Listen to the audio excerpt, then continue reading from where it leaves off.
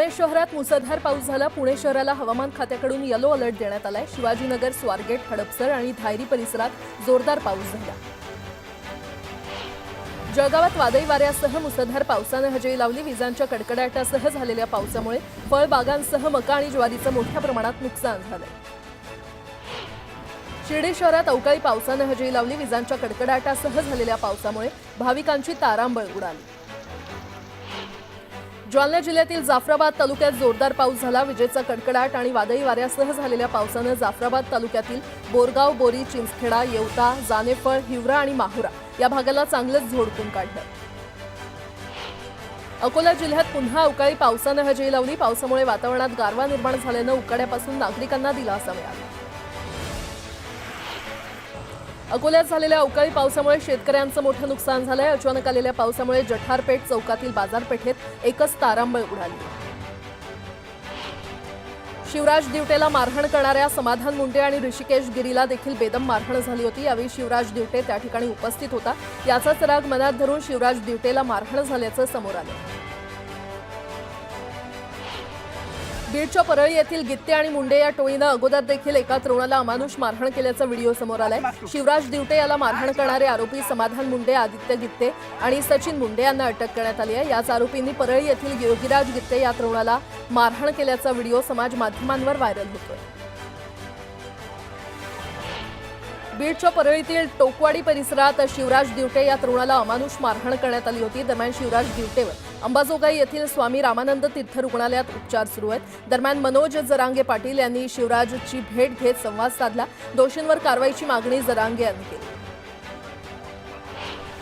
धनंजय मुंडे यांनी शिवराज दिवटे याची भेट घेत त्यांची विचारपूस केली आहे। तर दिवटे हे आमच्या कुटुंबातील सदस्यासारखा आहे असं वक्तव्य धनंजय मुंडे यांनी केलं।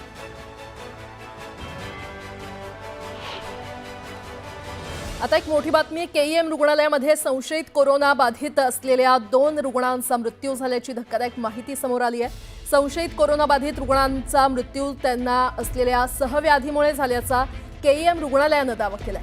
58 वर्षीय महिलेचा कर्करोगामुळे आणि 13 वर्षीय मुलीचा मूत्रपिंडाच्या आजारानं मृत्यू झाल्याचं रुग्णालय प्रशासनाचं म्हणणं आहे। मात्र दोन्ही रुग्णांच्या मृत्यूपूर्वी केलेल्या चाचणीमध्ये हे रुग्ण कोरोना बाधित असल्याचं स्पष्ट झालं होतं। तरी त्यांचा मृत्यू कोरोनामुळे झाला नसल्याचं केईएम रुग्णालयाच्या प्रशासनाकडून सांगण्यात येतंय।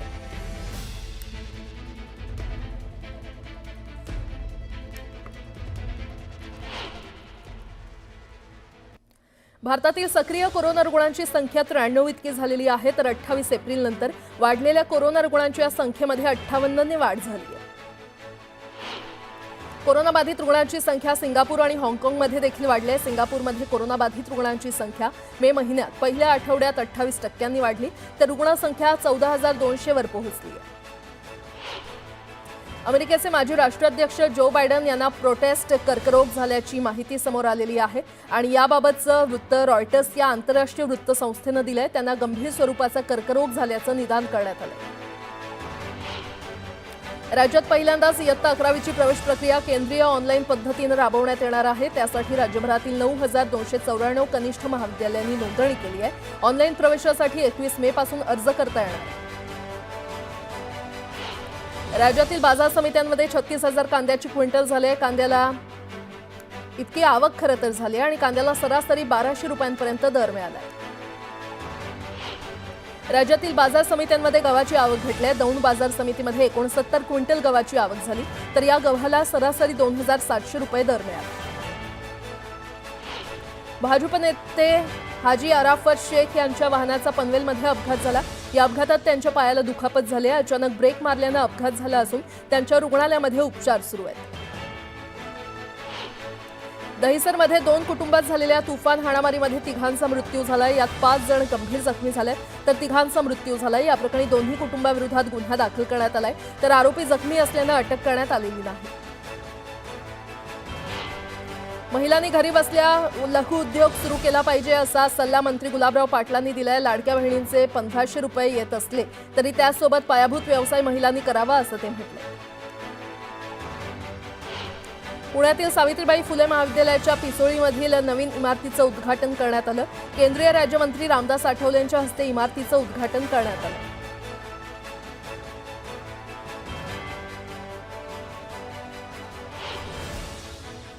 मनमाड येवलासह परिसरात अवकाळी पावसानं धुमाकूळ घातलाय। विजांच्या कडकडाटात मेघगर्जनेसह जोरदार पावसानं हजेरी लावली।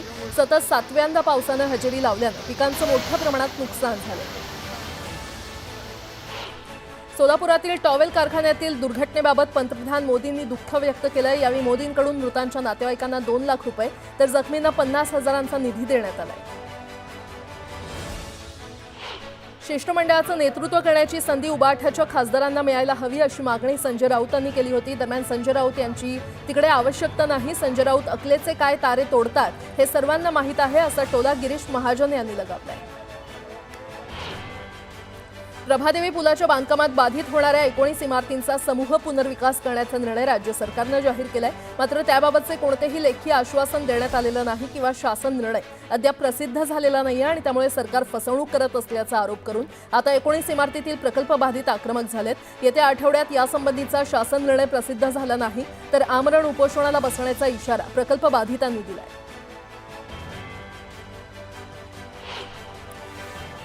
आता एक महत्त्वाची आणि मोठी बातमी। मान्सूनपूर्व पावसाने राज्यभरात धुमाकूळ घातला असून बळीराजा हवालदिल झालेला आहे। आजपासून पुढील 5 दिवस राज्यात विजांच्या कडकडाटासह जोरदार पाऊस बरसणार असल्याचा अंदाज आहे। तर भारतीय हवामान खात्यानं हा अंदाज वर्तवलाय। हवामान खात्यानं दिलेल्या माहितीनुसार गुजरात आणि उत्तर कोकणच्या किनाऱ्यालगत अरबी समुद्रात चक्राकार वारे वाहत आहेत। याचाच परिणाम म्हणून सध्या राज्यात पावसाला पोषक वातावरण निर्माण झालेलं आहे। त्यामुळे पावसाचा जोर वाढणार असल्याची शक्यता हवामान खात्यानं वर्तवली आहे। मध्य महाराष्ट्रातील काही ठिकाणी विजांच्या कडकडाटासह वादळ आणि मुसळधार पाऊस पडू शकतं। तर या दरम्यान ताशी 50 ते 60 किलोमीटर वेगानं वारे वाहण्याची शक्यता आहे।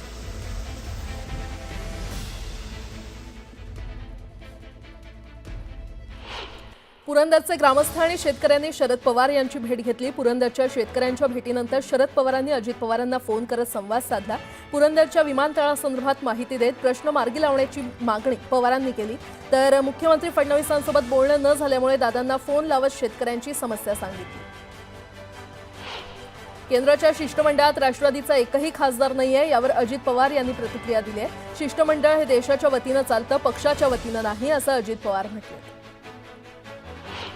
बारामतीमध्ये उपमुख्यमंत्री अजित पवार आणि हर्षवर्धन पाटलांची भेट झाली। यावेळी लक्ष राहू द्या आमच्यावर असं म्हणत दादांनी हर्षवर्धन पाटलांशी मिश्किल संवाद साधला।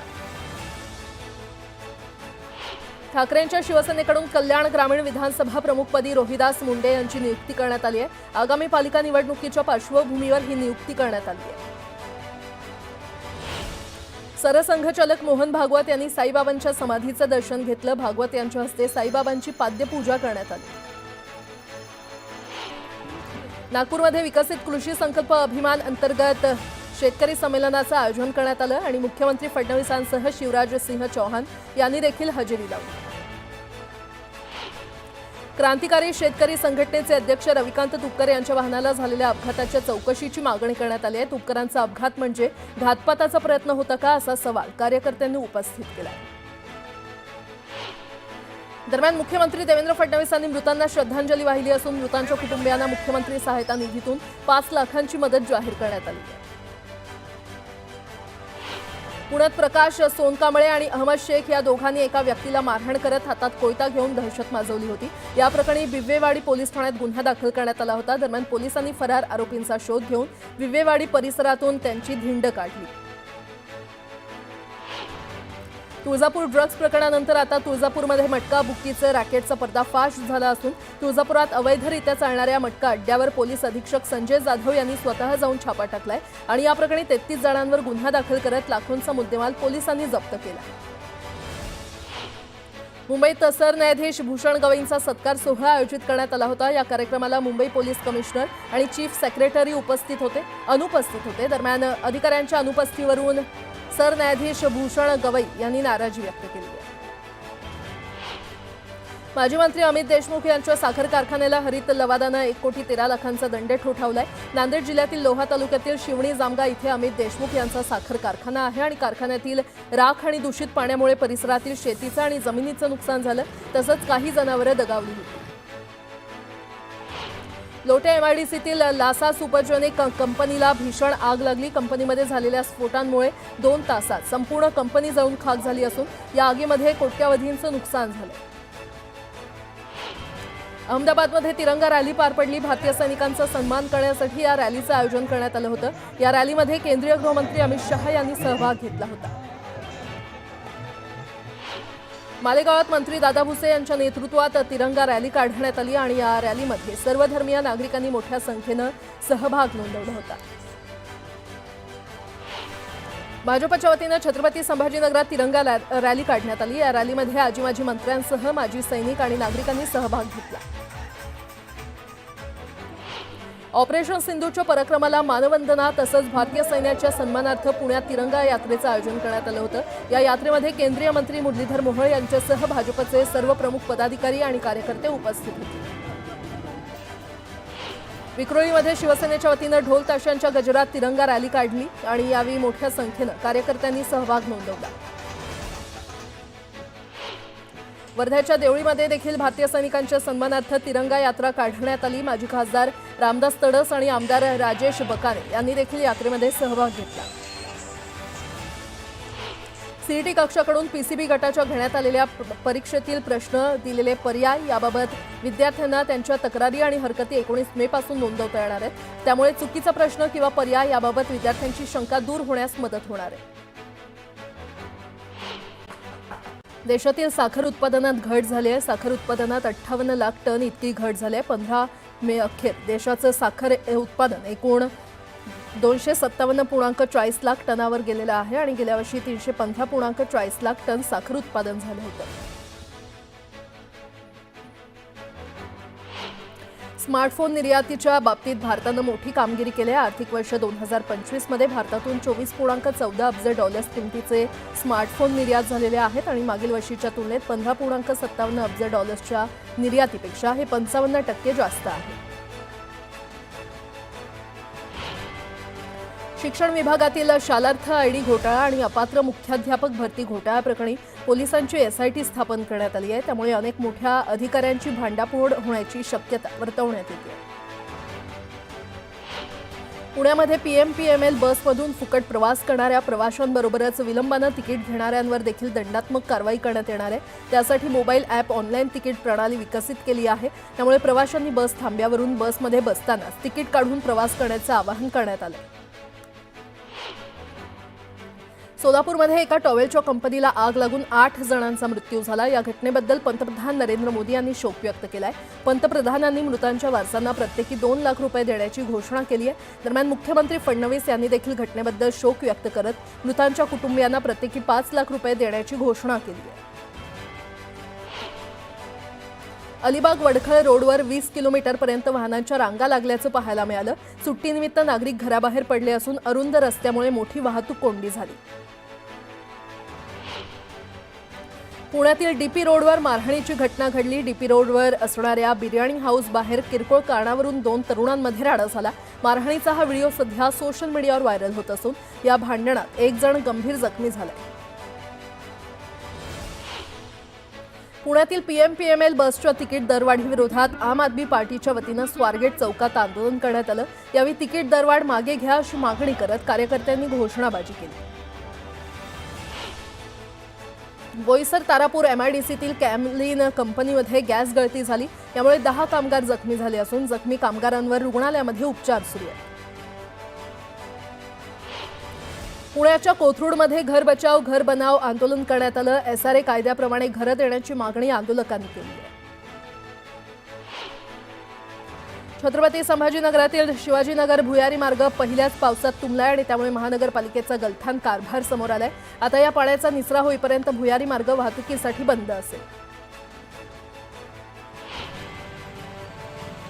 जळगावच्या जामनेरमध्ये तलाठी कार्यालयाचं छत कोसळलं। वादळी वाऱ्यासह झालेल्या पावसामुळे पहिल्या मजल्यावरील छताचा काही भाग कोसळल्यानं कर्मचारी आणि नागरिकांच्या सुरक्षेचा प्रश्न निर्माण झाला। धुळे शहरातील जीर्ण इमारतींचा प्रश्न पुन्हा एकदा ऐरणीवर आलाय। धुळे शहरासह हद्दवाढ झालेल्या गावात तब्बल 110 इमारती धोकादायक असून इमारत खाली करण्यासाठी रहिवाशांना नोटीस बजावण्यात येते। पोलिसांकडून बजरंग दलाच्या कार्यकर्त्यांवर सातत्यानं अन्याय होत असल्याचा आरोप करत बजरंग दलाच्या कार्यकर्त्यांनी आमरण उपोषण सुरू केलंय। कार्यकर्त्यांवर दाखल केलेले खोटे गुन्हे मागे घ्यावेत अशी मागणी यावेळी करण्यात आली।